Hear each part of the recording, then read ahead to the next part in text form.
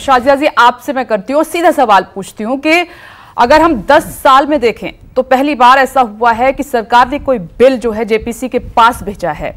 तो मेरा सवाल ये है कि क्या ये फैसला सहयोगियों के दबाव में लिया गया है?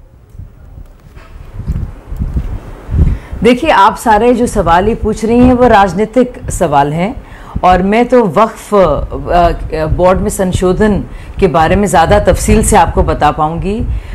इस पर मैं कोई कमेंट नहीं कर पाऊंगी, ना मैं इस लायक हूं कि बता पाऊं कि किस मंशा से जेपीसी में भेजा गया है। लेकिन मुझे लगता है कि सबकी राय व्यापक तौर पर इसकी समीक्षा ज़रूरी है, तो वो भी आ जानी चाहिए ताकि अब किसी को ना लगे ऐसा कि उनकी मर्जी के बगैर या उनसे पूछताछ के बगैर ऐसा हुआ है। लेकिन आपने देखा कि इस पुरजोर तरीके से किरण रिजिजू ने अपनी बात को रखा और कहा कि वो यील्ड नहीं करेंगे, लगातार बोलेंगे क्योंकि एक एक सवाल का वो जवाब देंगे।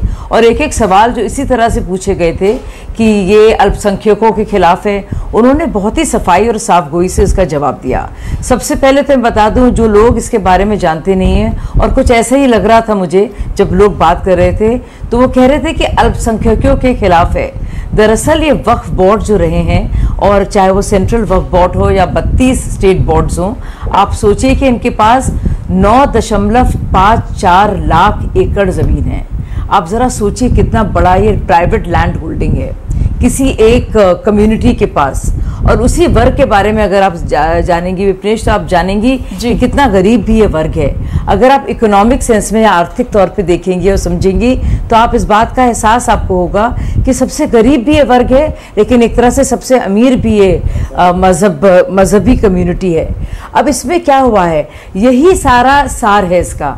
अब देखिए, इतनी प्रॉपर्टी होने के बावजूद, देखिए सेना तो अधीन है सरकार के और रेलवेज भी, लेकिन प्राइवेट तौर पर, बॉडीज के तौर पर लैंड होल्डिंग कितनी बड़ी है।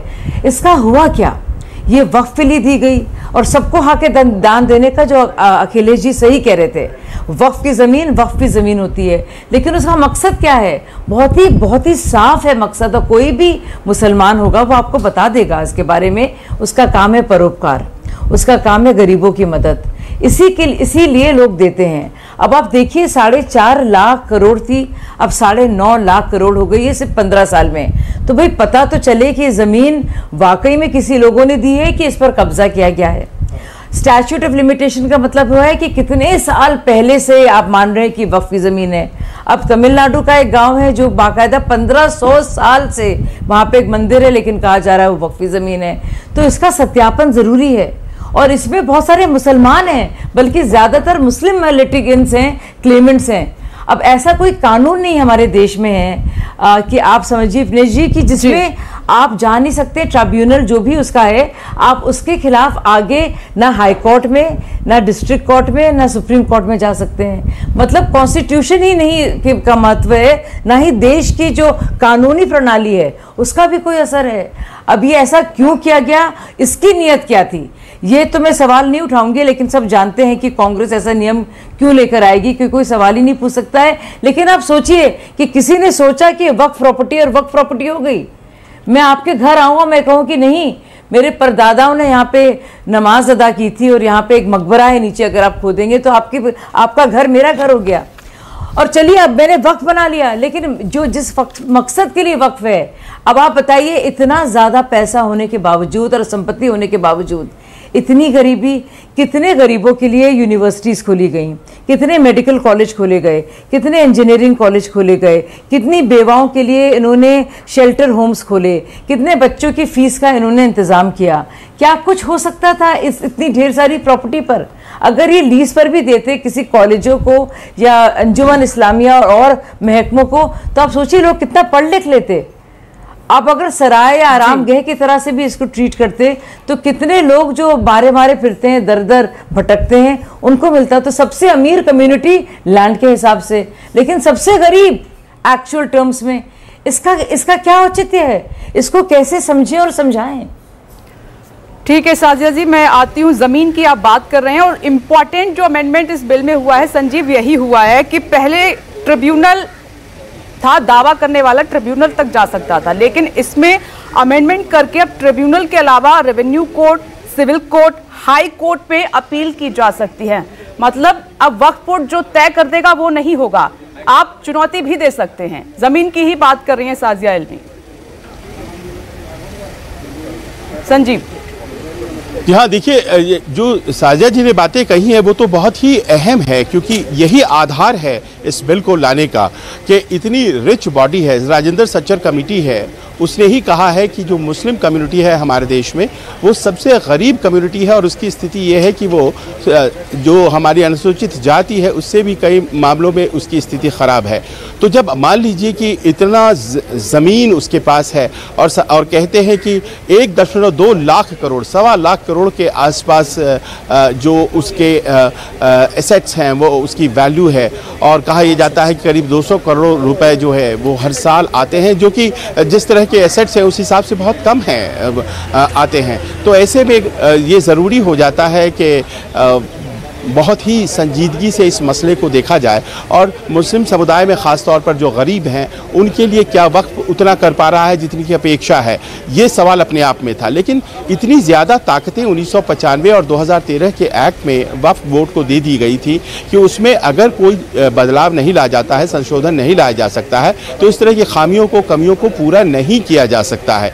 ये अपने आप में बहुत इंपॉर्टेंट है, और इसीलिए सरकार कहती है कि हम तो ये करना चाहते हैं, आप इसे धार्मिक मुद्दा क्यों बना रहे हैं, आप इसे धार्मिक मुद्दा मत बनाइए। अब कोई अपील ही न कर पाए, ये कहाँ हो सकता है, ये एक पैरेलल कोई व्यवस्था चल रही है, कुछ इस तरह की बात हो जाती है। तो जो डिस्ट्रिक्ट मैजिस्ट्रेट की भूमिका होगी संपत्तियों के सत्यापन में, वो इम्पोर्टेंट हो जाती है आज के बाद। उसके बाद कि कोई अपील जो है वो संभव हो पाएगी अगर कोई डिस्प्यूट होता है। यहाँ जो ट्राइब्यूनल से डिस्प्यूट जो होता है वही फाइनल हो जाता है, और उस डिस्प्यूट को फर्दर आगे जाकर के रिड्रेसल मांगा जाए, इसकी बात की संभावना नहीं रह जाती है। इसके अलावा ये भी है कि अभी तक वक्फ बोर्ड में जितने भी कारिंदे थे वो सिविल सर्वेंट्स की तरह उनके सैलरी, उनके पेंशन की जिम्मेदारी होती थी वो स्टेट की होती थी। ये भी अपने आप में इम्पॉर्टेंट हो जाता है। जब इतनी रिच बॉडी है तो क्या वो अपने कारिंदों को पेमेंट नहीं कर पाती है। यहाँ तक कि जो ज़मीनें हैं उसकी जो नापी होती है, नापी यानी कि सर्वे का जो खर्चा होता है वो भी अभी दिया जाता है वक्फ बोर्ड के द्वारा नहीं बल्कि सरकार के द्वारा, राज्य सरकारों के द्वारा। तो ये अपने आप में कुछ ऐसी एनॉमलीज हैं जिसको कि करेक्ट करने की कोशिश की जा रही है, लेकिन भारतीय जनता पार्टी करेक्ट करना चाहती है। विरोध बहुत व्यापक है, और क्या वो विरोध है जिसने कि मजबूर किया जेपीसी में देने के लिए, क्योंकि अमूमन ये style Bharatiya Janata party lead government का था नहीं पिछले 10 सालों में कि वो जेपीसी या स्टैंडिंग कमेटी को, और यही तो शिकायत थी ऑपोजिशन की। और ऑपोजिशन बार बार ये कहता था कि भाई आप भेजते क्यों नहीं हैं, बहुत बड़ी जो एक हमारे यहाँ की रवायत है उसे तोड़ा जा रहा है। लेकिन कल जितनी आसानी से, बहुत आसानी से जेपीसी को भेज दिया गया ये बिल, ये इस बात का कहीं ना कहीं एक इशारा है कि एलाइज जो हैं वो उस तरह से ऑन बोर्ड नहीं थे जिस तरह से भारतीय जनता पार्टी शायद चाहती थी। तो मसला केवल इस बिल का नहीं है विपनेश, और भी तमाम जैसे बिल हैं, हमने कहा उन बिल्स पर जो कि बहुत ही विवादास्पद हैं, जैसे कि यूनिफॉर्म सिविल कोड मान लीजिए, अब उन बिल को हम आते हुए शायद नहीं देख पाएंगे। ऐसा कम से कम इस तरह के व्यवहार से लगने लगा है, क्योंकि हर बिल पर एलाइज का ग्रीन सिग्नल ज़रूरी होगा, और वो अपने आप में बहुत आसान उन बिलों पर नहीं रह जा पाएगा जो कि विवादास्पद की श्रेणी में आते हैं। जी, और यही वजह है कि ये जो अमेंडमेंट बिल है वो जेपीसी के पास भेजना पड़ा है, क्योंकि आपने सही कहा कि पिछले 10 साल में नंबर थे, पर्याप्त थे, ये स्टाइल सरकार का कभी नहीं रहा है। क्या इसका असर और भी जो बिल हैं उन पर आएगा?